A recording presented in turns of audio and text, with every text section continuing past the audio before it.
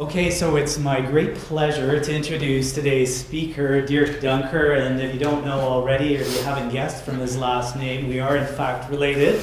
We're cousins, and so this is a new kind of experience for me, introducing a relative for a scientific presentation. And so for me, there's no other scientist that I'm aware of in my family. So Dirk has always been the other scientist in the family, but in fact, this is a real treat for me today because I've actually never, we haven't seen that much of each other over the years, and I've never seen him speak.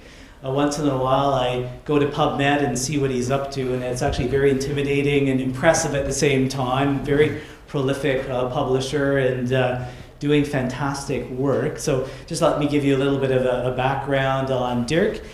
So he did both his PhD and MD degrees at Erasmus University and completed those in 1988 and 1989, respectively. He then went to the University of Minnesota between 1991 and 1994 to do a postdoc there. And then after that was done, it was back to Erasmus. And I think starting in 1995, you had your own lab there, and he's been there ever since. And as of 2003, he was appointed as a professor of experimental cardiology and has had a very successful career to date. And so today he's going to tell us about exercise training and adverse cardiac remodeling. And Dirk, thank you so much for coming and speaking to us. Well, Bernie, thank you very much for inviting me, and I'm thrilled to be here. I told my daughters that I would visit Uncle Bernie, and so when I said Bernie and Dirk, they immediately related to this with Sesame Street. They felt that it was like Ernie and Bert, Bernie and Dirk. For them it was very similar, so I said no, none of that, although that's didactically also I think a good program. But no, it's wonderful to be here, and indeed we have very different areas of research. And the quantity of publications is to make up for the low impact factor of the journals that we publish in.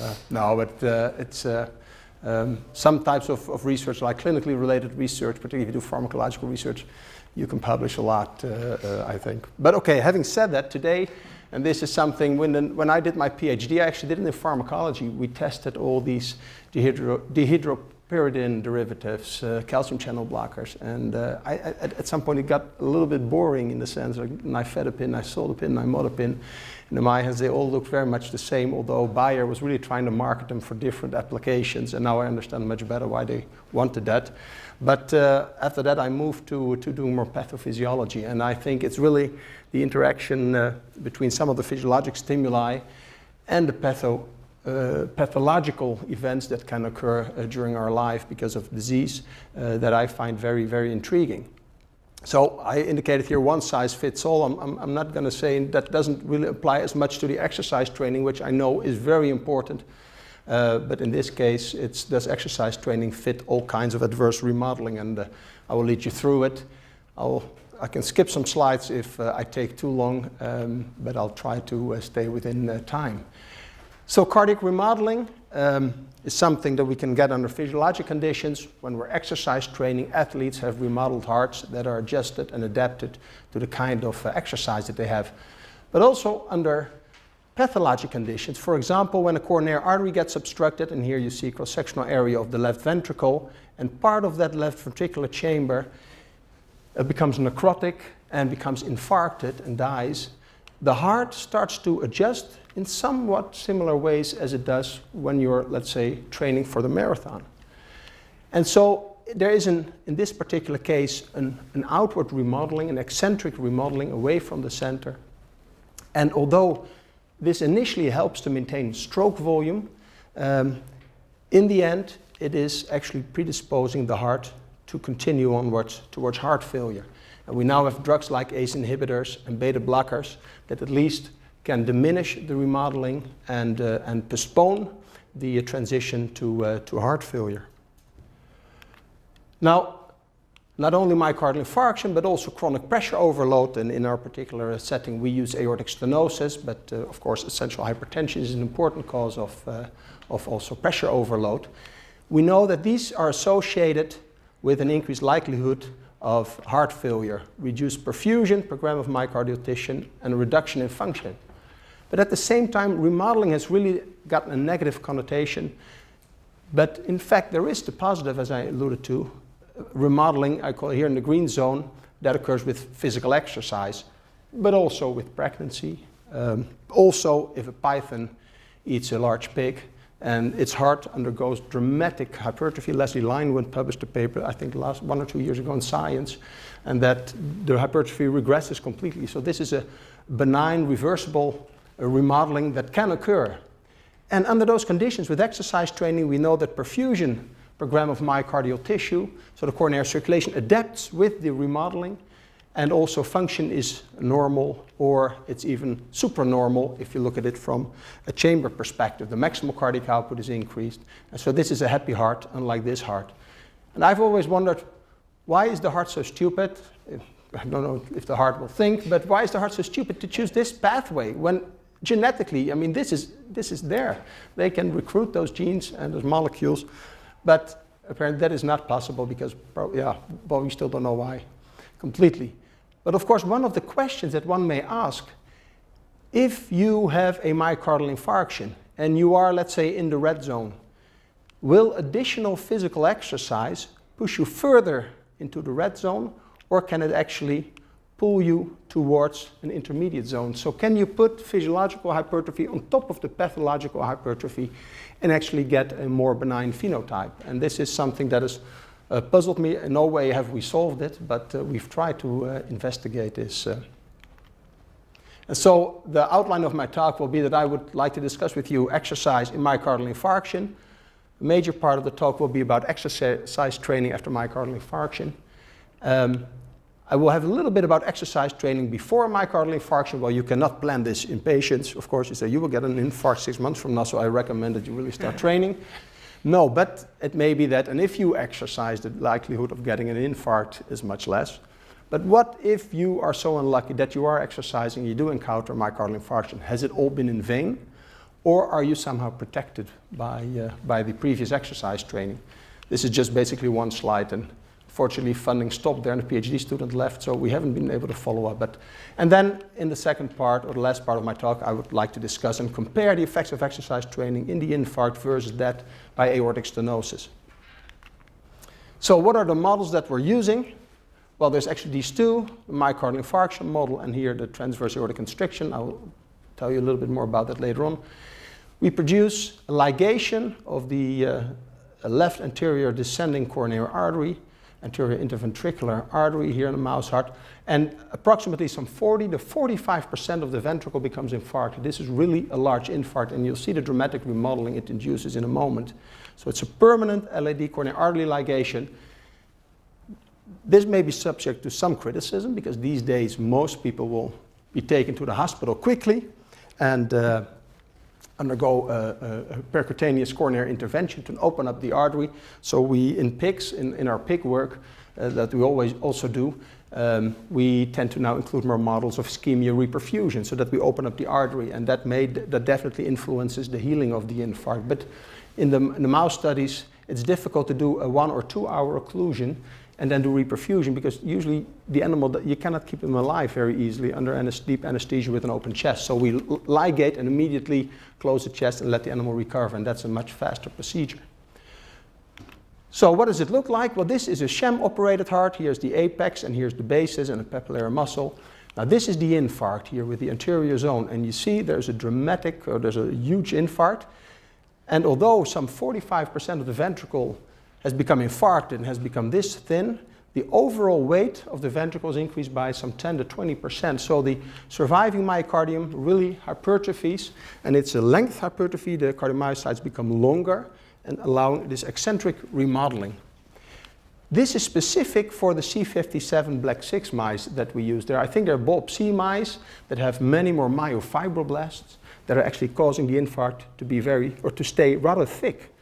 And the consequence of this thin infarct is that, I'm not showing you the data, but that about 30 to 40% of these animals die within the first 2 weeks. And invariably, if we do autopsy, there's blood in the chest, so these infarcts rupture. And admittedly, that is different from human beings where there's reperfusion, and very few people have ruptures these days. 30, 40 years ago, that was much more common, particularly also with an anterior wall infarct. But you can see there's dramatic increase in the lumen of the mouse that got a myocardial infarction 8 weeks prior to this autopsy. So we have animals then running in a treadmill. It's voluntary wheel running. This is something that I also learned from Leslie Linewood is very peculiar specific for C57 black 6 mice. They run like crazy. These are sham operated mice. They run 6 kilometers per hour per night, or 6 kilometers per night. I actually had one of the PhD students stay with the mice when it was dark, because that's when they run. Because I thought what they do is they do an excellent run, and then they'll stop and the wheel keeps going and they get some free rides. But that was not the case. So they actually do run this tremendous distance. These mice are not very good when they are on the treadmill doing forced running. When you have a wind or a shock device at the rear, they really don't like that. They don't run at all. Other mouse strains are the reverse. They will never jump in this, and they're very good when they're forced to run, which is very peculiar. Okay, so one thing, and that's why we stopped with the forced running, apart before we knew from Leslie Linewood that these mice do not run well. But it was actually, I came in, there was a student that came to me and said, the mouse doesn't want to run, and I don't want to run these mice anymore. I think it's sad for them, and they're getting these shocks. And so I came in, and there was a mouse standing, and there's these bars, and if they touch 2 bars, they get a shock. But it was standing with 1 foot, and the other 3 feet up against the wall. It's still in the air, and it was just not running. It was standing at the rear of the treadmill. I said, this mouse has beaten our system. I said, we've got to stop doing this. And it was very labor intensive. And now they run at night, and they run quite a distance. The animals with a myocardial infarction that are exercised, they start slower, and they build up. And you can also understand why we go all 8 weeks, so that they do catch up in terms of total distance. That is usually not that much different between the mice with an infarct.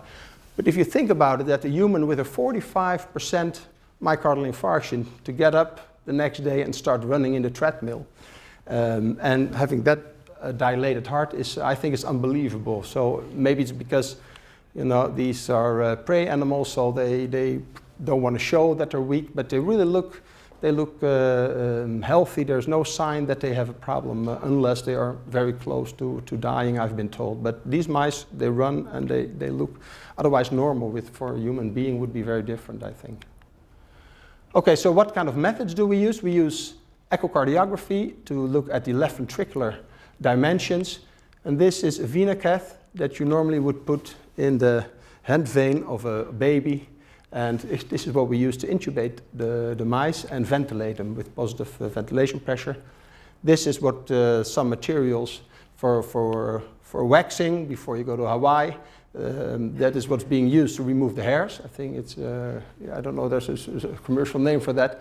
And this is one of our 50 megahertz probes. We now also have a top machine from Visual Sonics, but this was the old Aloka machine that we used. And so when you do that, you get these kind of images. This is the end diastolic diameter, and this is at the end of the contraction, the end systolic diameter. And then you can calculate that the percent shortening from this diameter to that diameter is the fractional shortening. And that's a volume derived, it's the one-dimensional equivalent of the ejection fraction, which is used a lot in clinical cardiology, in studies of heart failure. But it's a volume-derived variable. In addition, what we do is we implant a Millar high-fidelity catheter. That's one French. It's very, very tiny, and we insert it through the carotid artery, giving us here aortic pressure, but also giving us, if we advance it further, left ventricular pressure in the chamber. And it gives the derivative, the first derivative of left ventricular pressure.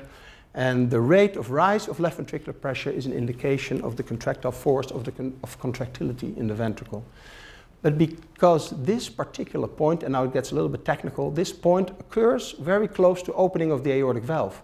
And so if aortic pressure is lower, as in some of our mouse models, we have endothelial NO synthase overexpressing mice, they have lower blood pressures, that would underestimate, or that would decrease this dPdt max value, even though contractility could be unchanged. And so what we've been typically doing is actually taking a dPdt at a fixed pressure so that it's no longer dependent on the afterload, no longer dependent on the pressure against which the heart is ejecting. But perhaps that's a little bit too much detail for now. What we also like to do is combine the pressure signal with the volume signal, and we create these pressure-volume relations. So this allows us, this gives us, this surface area, for example, is a measure of cardiac work. And if you do what's called preload reduction, so you lower the venous return to the heart, you can actually get a collection of curves which allow you to look at diastolic stiffness and to look at systolic stiffness as well. But we haven't gotten that far. It's preload reduction is very difficult in the mice we've experienced. So if you look here, this is the histology that we performed. Now, if you look in vivo with the echo, you can see that what we observed ex vivo is very reminiscent of what we see in vivo. This is normally 3.5 diameter is the end diastolic diameter, and here it's up to 6. And also the shortening, so the amount that the diameter shortens and the ventricle is ejecting is much reduced in the animals with myocardial infarction. So there's really eccentric remodeling and reduced function. Then this is a collection of all the animals in a particular study. These are the normal animals. These are the animals with a myocardial infarction. And then here in bluish green, there are the animals that had a myocardial infarction but were exposed to exercise training. And there is a very small, but statistically significant, there's a very small leftward shift. And also if you look at the fractional shortening, you can see that these are sham animals, so they're normal animals, sedentarily housed or exposed to exercise training. These are the animals with a dramatic drop in fractional shortening with myocardial infarction, and the exercise training causes an increase in fractional shortening. So it has a beneficial effect, so both in terms of the dimensions that are slightly smaller, but also in terms of the function. Now you can say this is a mouse, so what would happen in a human? And this is from Mark Heikowski, who's from, I think, the University of Alberta. If I remember correctly, he's going to move, I think, to Houston to work also with Ben Levinsky. And he did a meta-analysis of all the clinical trials on patients after myocardial infarction and looking at the end diastolic volume. So that's the three-dimensional equivalent of the end diastolic diameter data that I just showed you. And the title of his meta-analysis was, After Myocardial Infarction, Start Early and Go Long. And he shows it here. These are the weeks after the infarct that the patient starts, that's the first number, and next to it are the months that the exercise training lasted. There are some variations, but by and large, if you start within a week here, or 1.5 weeks, and you go 6 or 3 months, you do better.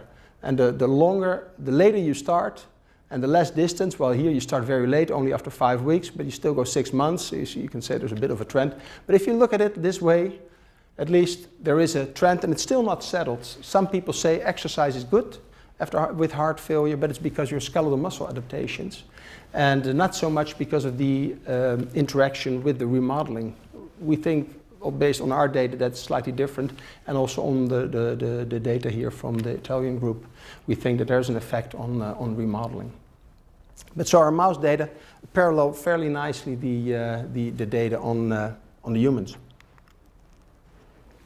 So I think, and I hope you agree with me, that exercise training starting early after a large MI, 45% is a very large MI, blunts cardiac remodeling and blunts also the dysfunction.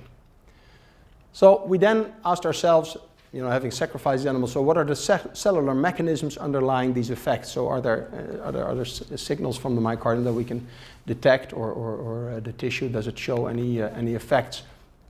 And that's what we did here. On the top you see, and again it's the same layout as I just showed, these data I showed you already, the fractional shortening data. So MI causes a reduction in fractional shortening as measured with echo, exercise causes a small increase.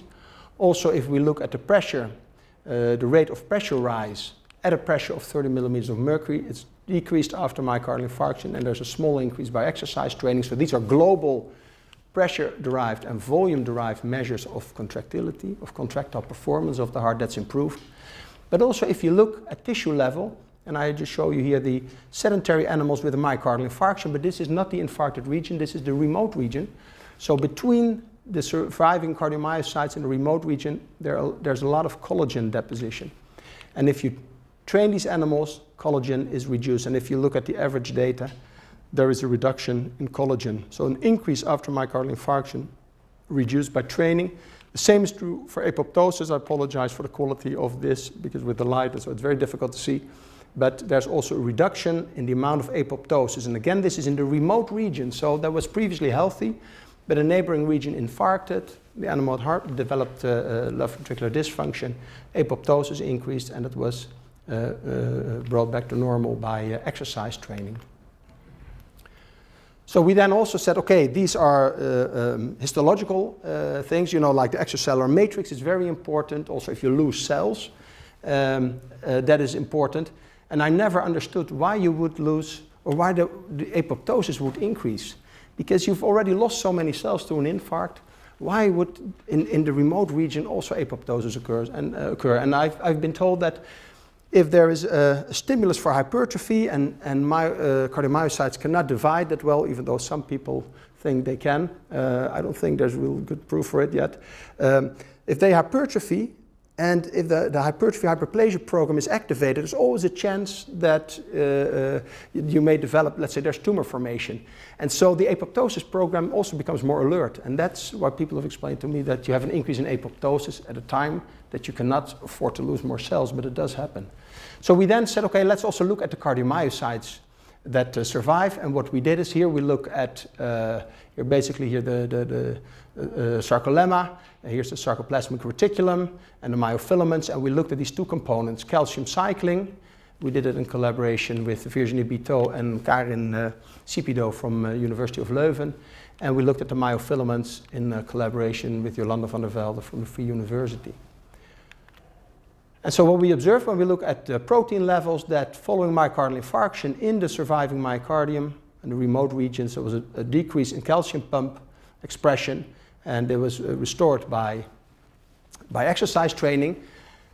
If we looked at the resting diastolic calcium levels, and here at different frequencies, we could see that the exercise training actually reduced the diastolic calcium, and diastolic calcium is also a strong signal for hypertrophy and for all sorts of like calcineurin activation and so on.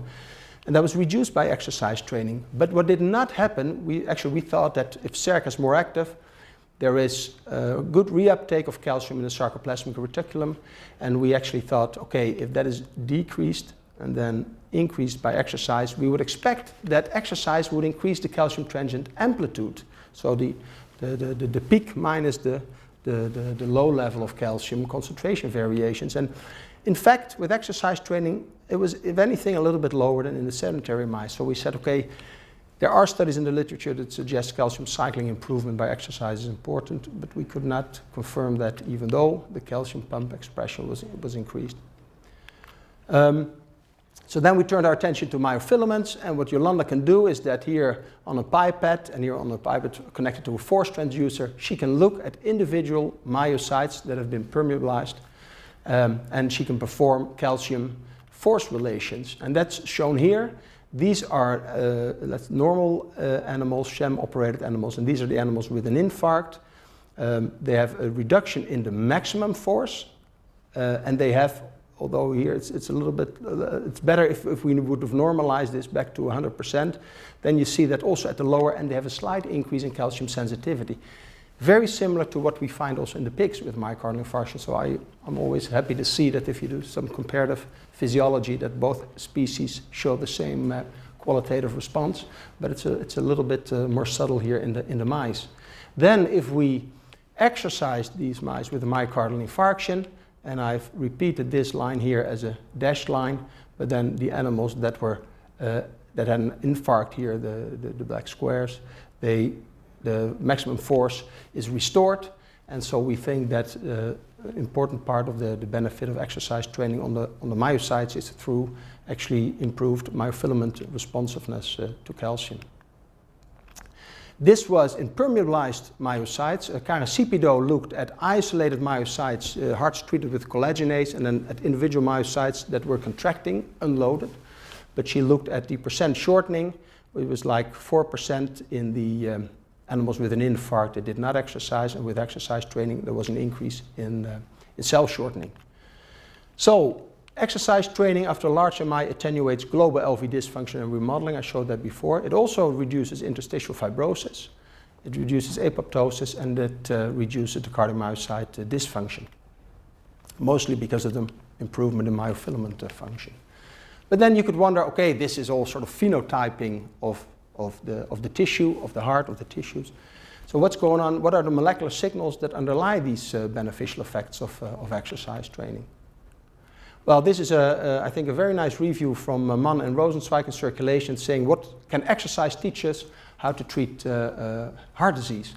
And unlike the pathologic remodeling where G-protein coupled receptors, for example, the angiotensin receptors, endothelin receptors, are probably involved in the pathologic remodeling, exercise training, tyrosine kinase, a couple of receptors are very important here. PI3 kinase, AKT plays an important role, and this links also to Enos, either through this system or the more recently discovered beta-3 adrenergic receptor. So Enos and nitric oxide, as we also know from the vasculature, but apparently also in myocytes, is an important mediator of the effects of exercise. And so we decided to focus on that.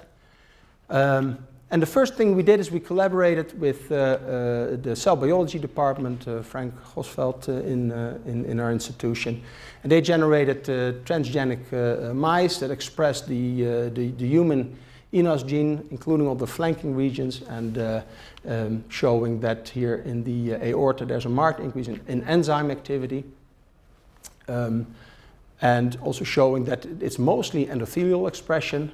But this is I said it is a general overexpressor, so it's very likely that there's also some overexpression in the cardiomyocytes. That's still something we need to sort out.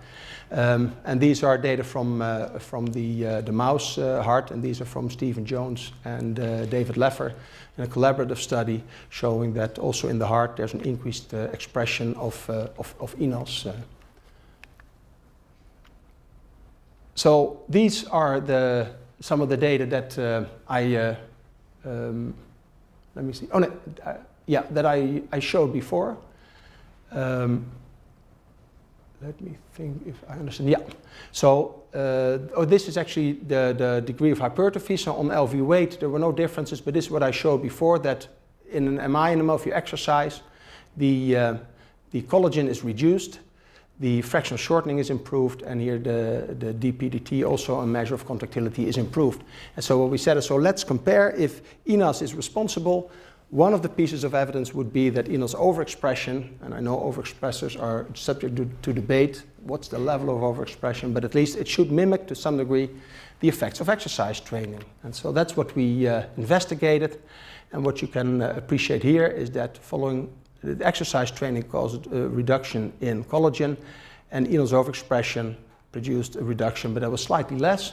We also saw a similar increase in fractional shortening, but not in all aspects did overexpression mimic exercise. For example, the dPDT over P30 was not improved, and it may be because shortening, the ability of the heart to eject, depends on the afterload, also on the blood pressure against which the heart is ejecting.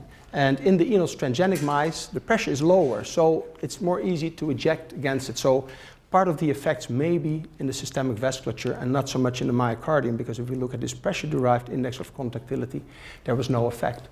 Well, we said, okay, there's at least a partial mimicking of Enos overexpression, but probably more important is, and that's this conclusion, it's in part mimicked by Enos overexpression, but the more important experiment is to actually use endothelin synthase knockout mice to see if we can block the effects of exercise training.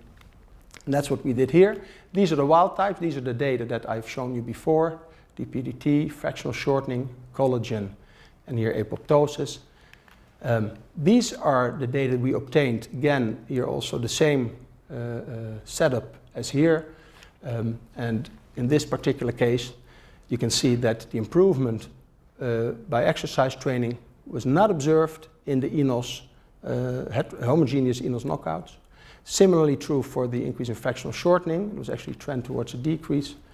The decrease in collagen was no longer observed, and the decrease in apoptosis in the wild types was no longer observed.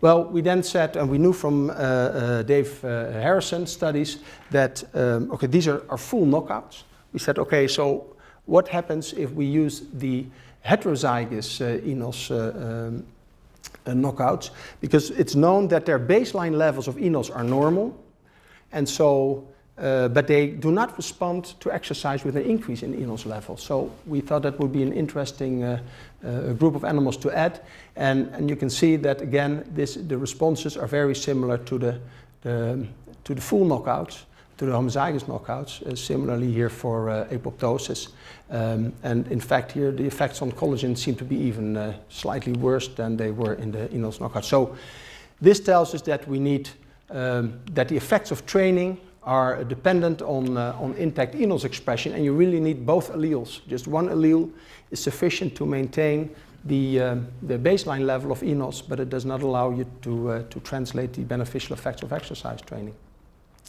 So to summarize, we think that exercise training acts through Enos and nitric oxide, reducing apoptosis, fibrosis, remodeling, and dysfunction. And some of the ways that it might act, or one of the things that we also thought was important to note, is that with exercise training we see that NO perhaps does some of this effect through reduction of superoxide production. Okay, then I want to make a very short sidestep to, I told you about the exercise training before myocardial infarction, and just want to show you this particular observations. Again here, fractional shortening improved by, or here, let me show you the legends. These are sham animals. These are animals that were housed sedentarily, got an MI, and were continues to be housed sedentarily. These are sedentarily housed mice, got an MI, and then trained. So these are the groups that I've showed you before, these three. But then we had a group that we exercise trained for 2 weeks. They got an MI, and then were housed for 8 weeks sedentarily.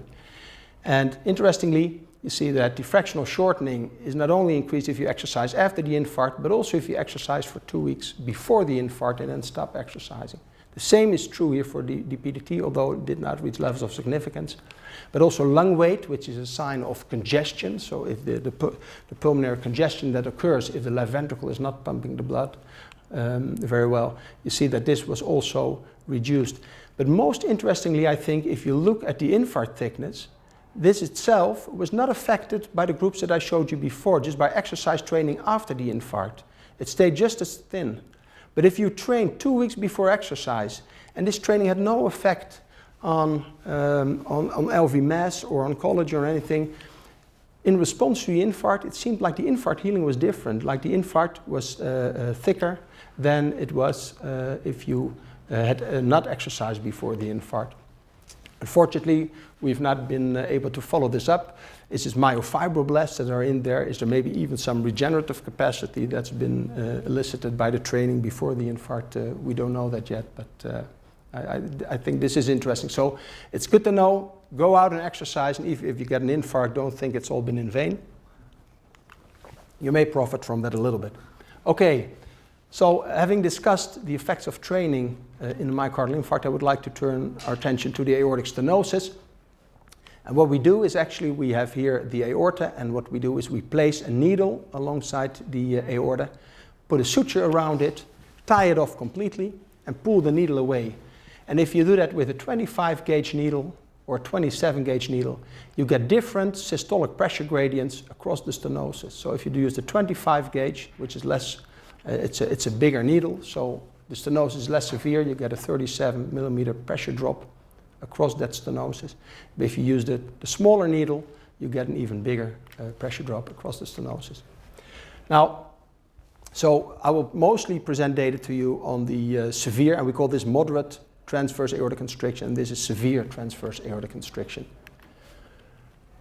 Well, we've discussed before what happens after myocardial infarction, that there's eccentric remodeling and left ventricular dilation, but it's good to realize that if you are exposed, for example, to pressure overload, so depending on the loading conditions, if you're exposed to pressure overload, you don't get this eccentric remodeling and dilation of the ventricle, but you get an increase in, I would call the thickness or increased belly of the myocyte. It thickens rather than that it lengthens, for example, with volume overload. So when it thickens, what that does, it makes the wall thicker, and actually the lumen, if it's in a compensated stage, doesn't increase that much. And so when we then look at our pressure diameter relationship, we could see there was a lot of dilation after the myocardial infarction, particularly with the moderate TAC. This is 8 weeks later, and so now the moderate TAC have a higher pressure than the severe TAC. You see that the moderate TAC is not dilating at all. They've just about 50% increase or 30% increase in LV mass. The severe TAC is beginning to fail. It can no longer generate a very high pressure, and the pressure is decreased and it begins to dilate. So here we're in the transition from a compensated hypertrophy, we think, to a failing heart. But you see the diameter is still way much less than this eccentrically remodeled dilated heart after myocardial infarction. So clearly differences in the responses of the ventricle to these different stimuli. Very much similar to what's also being seen in humans. And I would like you to focus on the top 3 panels, because the lower panels basically tell a similar story. If we look at fractional shortening, or at fibrosis, or at lung edema as an indication of congestion, so how well is the heart able to pump the blood out, we see that these were the MI animals in gray, so sedentary and exercise, and these are the animals with the severe transverse aortic constriction, whereas exercise in MI had a beneficial effect on fractional shortening. It reduced fibrosis and it reduced the lung edema.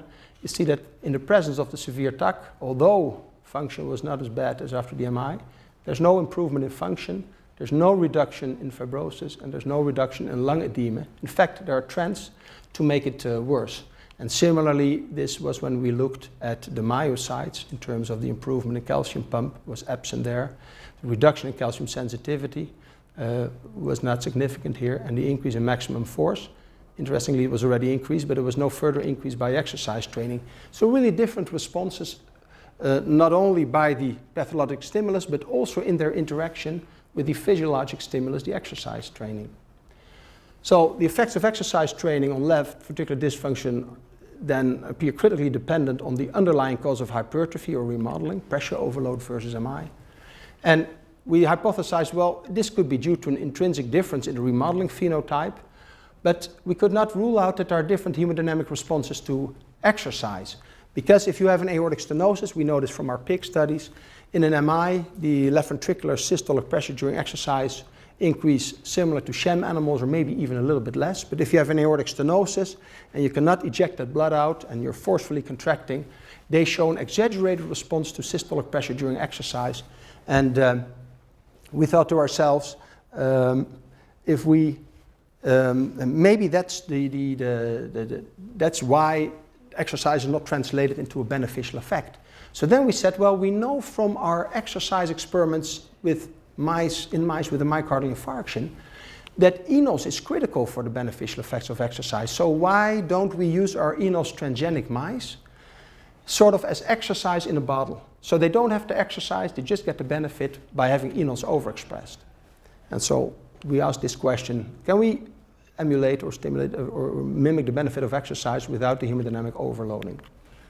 Now that's what we did, and it was the complete opposite of what we expected. The gray are now the wild type, the white bars are the knockouts, so you go from no Enos to normal levels to very high levels of Enos. Look at the hypertrophy. We thought that if you have no Enos, they even have a higher blood pressure, but they had less hypertrophy. If you had a lot of Enos, which should be protective, you get more hypertrophy. You got, if anything, more dilation with Enos, which you don't want, and you got less dilation when you knocked it out. Look at the DPDT. It should be going like this, but it's going like this, and so on and so on. So this was really very puzzling. You know, we're working on this paper to get that published pretty soon. But then we realized if you look at Enos, it's an enzyme with two faces or a double-edged sword or whatever fancy metaphor you want to come up with, but it's true. Enos, when it's well coupled, it's a dimer, And with BH4 and L-arginine as a substrate, but BH4, it produces nitric oxide from L-arginine. And this has all these beneficial effects. However, if under certain conditions, there could be glutathione, it could be peroxynitrite, so if there are some perturbations and Enos becomes uncoupled, there's monomers now more than there are dimers, it starts producing superoxide. And this has all these detrimental effects. In fact, superoxide can further uncouple Enos or maintain that. And we thought, okay, if Enos overexpression is bad in animals with pressure overload, then it may very well be that it's because maybe it's becoming uncoupled, whereas after MI, maybe it was more coupled than uncoupled, and that's why exercise could exert its benefit. And indeed, if we look at reactive oxygen species production, superoxide, this is the total superoxide production. This is wild type, and these are the Enos transgenics, Shem animals, so no pressure overload, not much difference. But if you have pressure overload hypertrophy, you already make a lot more reactive oxygen species, and exercise exaggerates that. And it turns out if you use an NO synthase inhibitor, you can dissect out the NOS-dependent and NOS-independent parts, that it's really the NOS-dependent part that's responsible for that. And then here we look at the monomer, so this is the uncoupled Enos. We would see that actually with pressure overload there's a very small increase, but then with exercise training the increase is further exaggerated. So really this suggests to us that Enos may be involved, and we're now also investigating the modifications of Enos that may lead to this uncoupled state and may then contribute to the ROS formation. Now then we went back and said, so if this is going on in the Enos transgenics, and so we put exercise in a bottle, that doesn't help. Enos is maybe also the cause why exercise training itself did not work. Maybe it's not the exaggerated increase in systolic pressures during exercise. Maybe it's the Enos itself. And indeed, these are the Shem animals, but look at the severe pressure overloaded animals. If they're sedentarily housed, they, again, similar to the Enos transgenics, a knockout study, as you showed in the previous slide, there's more ROS if you have pressure overload. Dave Cass has shown this and others. But exercise training enhances the ROS production, and it enhances, here in this case we show the monomer over dimer ratio, is further enhanced by exercise training. Now to complete the circle, I showed you that exercise training after MI, there's less superoxide. We measured that with DHE staining, and now with this more quantitative Lucigenin method, we also looked at the animals with a myocardial infarction.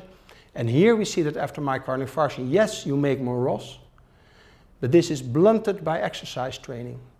And if we look at Enos uncoupling, also in this pathological remodeling, there's increased uncoupling of Enos, but exercise actually reduces the uncoupling. And we think, and we should do those measurements, but it's very difficult to measure NO directly in the tissue, but show that indeed that the improved coupling, the reduced monomer, over dimer ratio, that exercise has its benefits. So it's worsening, it's more uncoupling in pressure overload and actually reducing it after myocardial infarction. And so my overall conclusion is that effects of exercise training on maladaptive cardiac remodeling and dysfunction are critically dependent on the underlying cause of hypertrophic remodeling and also on the associated response to exercise. So exercise before, or particularly after, as I've shown most of the data for, was cardioprotective. But exercise in the presence and after induction of an aortic stenosis was ineffective and actually trended towards being negative. And these divergent effects of exercise, I think, are true of the different actions of Enos and the behavior of Enos in hearts with an aortic stenosis versus MI-induced hypertrophy. And also, but particularly when they're subjected to exercise training, they respond differently. Now, and I think this before people, we always get bugged by reviewers when we submit a paper, that you've only studied one type, one kind of exercise, and it's absolutely true. But this would be a phenomenally long and expensive study if we would have to vary the type of exercise and so forth. But it definitely, I think, for future research, optimal type, duration, intensity of exercise training. We had really dynamic exercise, and I would like to know what happens with static exercise when you also get pressure elevations. How well is Enos coupled then under those conditions if you have a myocardial infarction? So it needs to be studied in relation to the type and severity of hypertrophy and remodeling. And what that needs to be is still very much, I think, incompletely understood. Okay, and this is sort of maybe a gratuitous conclusion, but I think it's definitely a very important area of research, and something, everybody has the pill in their legs or in their arms. You can always apply it whenever you find the time. And I think these studies, exercise training is an important area of research and should be expanded to appropriate models of hypertrophy remodeling. Patients definitely with heart failure, different types of heart failure, I think it's very important to study that. And of course large animal models, also because we're using large animal models, and I would be very interested in studying exercise training, not only in the models that I've shown you, they're called systolic models of heart failure, where the pumping is an issue, but also in models of diastolic heart failure, where the hearts are small and stiff, and that is something that has been more recently been described, and there also now we're developing large animal models for that, so I think this continues to be an exciting area. Okay, I think I've been going a little bit over time. I'd like to thank you very much for your attention and attendance, and be happy to answer any questions you may have.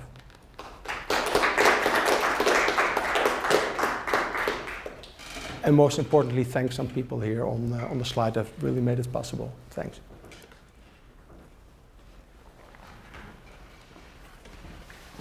I hope I haven't oversaturated you with data, but... That was a lot of fun, thanks. It takes me back, because in my master's degree many years ago, they were sticking catheters into the left ventricle and measuring pressures in DPDT. A couple of little technical questions in there. In a mouse, your catheter's got to be really tiny, and it has to go through the aortic valve. So, is that an issue? Well, I definitely think it's potentially an issue, and that's we started out with 1.4 French catheters, and we actually studied mice with Pompous disease that had huge glycogen accumulation, had very small ventricles, and we sort of calculated that if you put that catheter in, there's no lumen left in those hearts.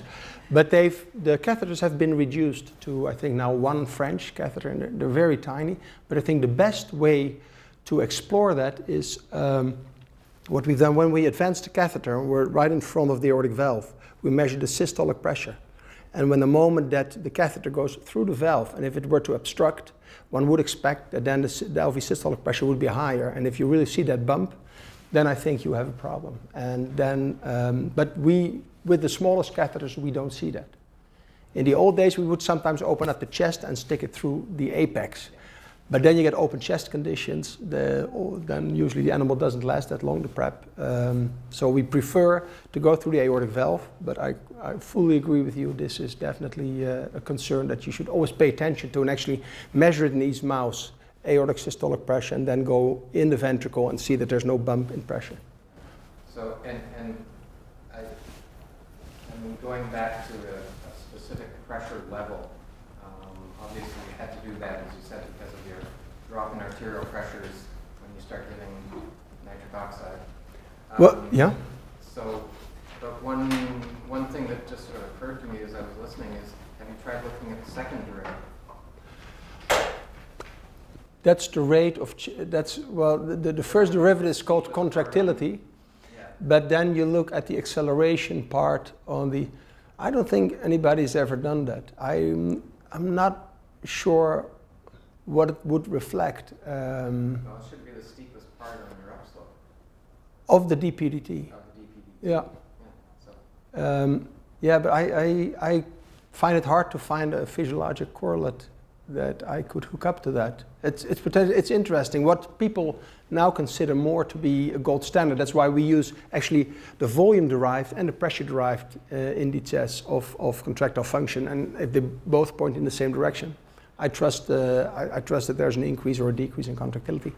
That what we actually really like is to actually move more towards pressure-diameter relations and actually start the Sugan-Sagaba approach of being able to say something about end-diastolic and end-systolic elastance as an index.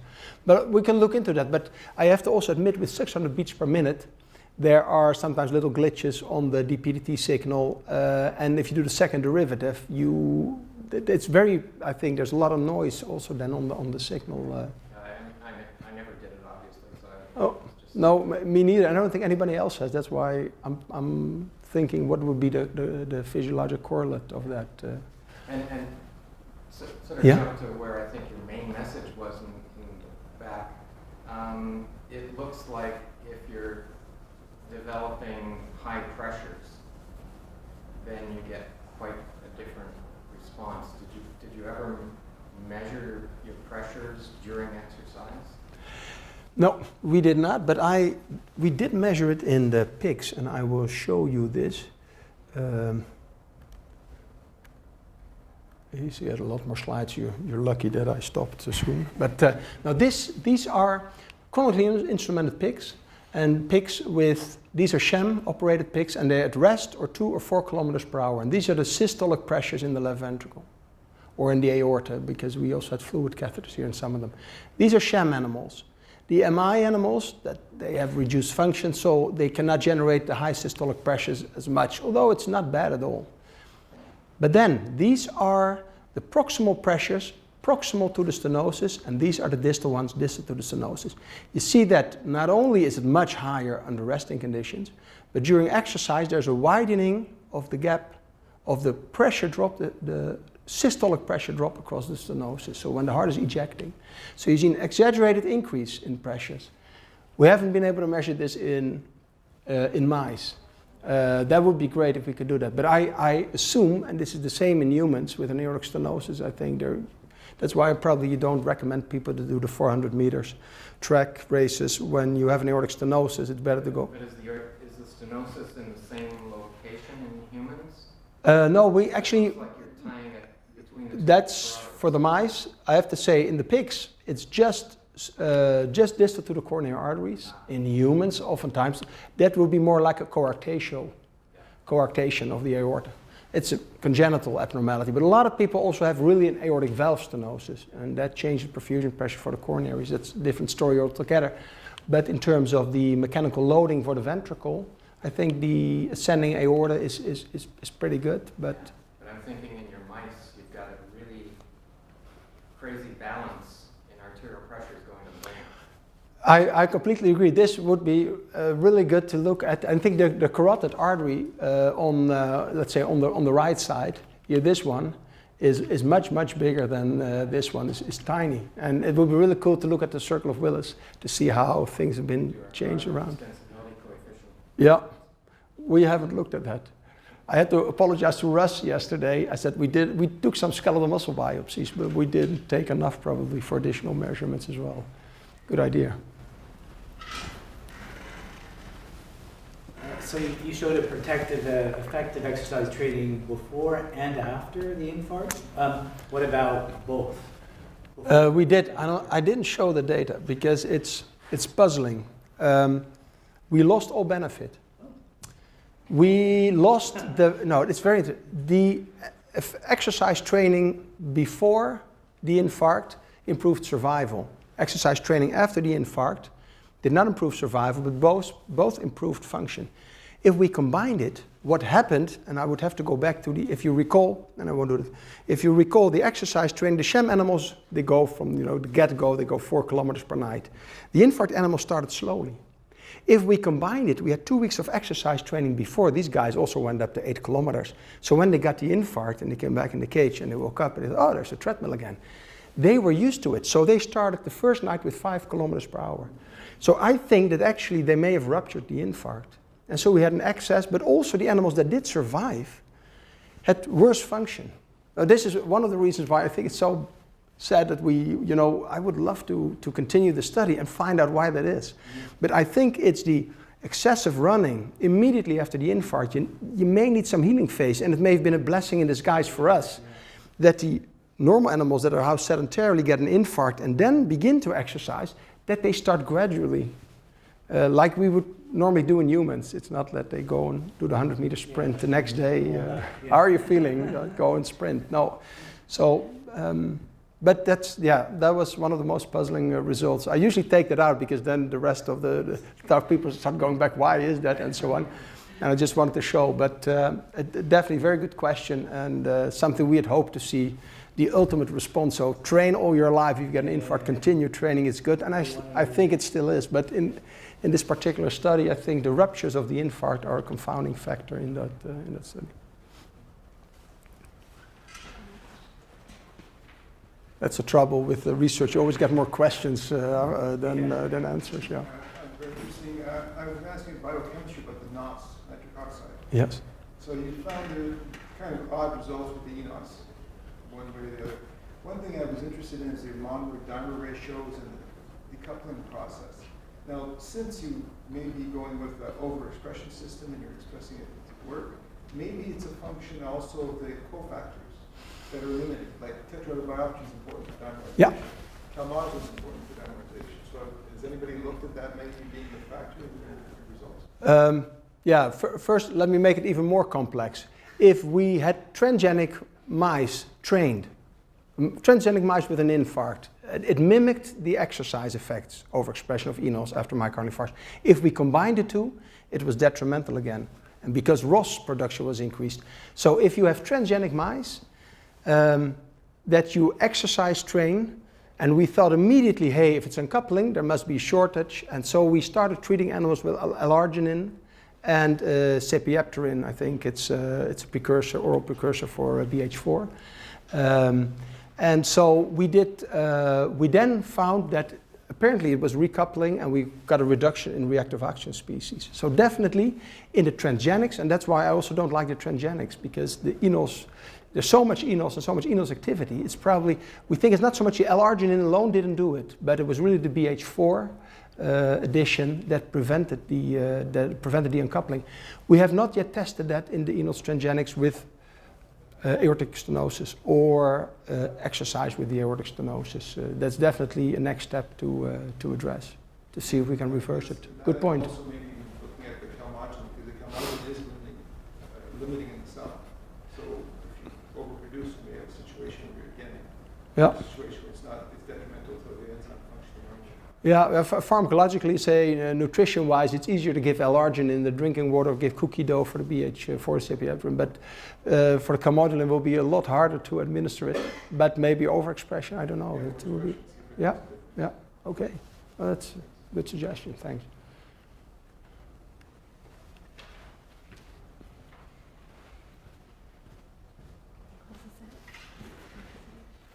Okay, so if there's no more questions, please join me in thanking Dirk again for a fascinating talk. Thank you very much. Okay, thank you. My pleasure.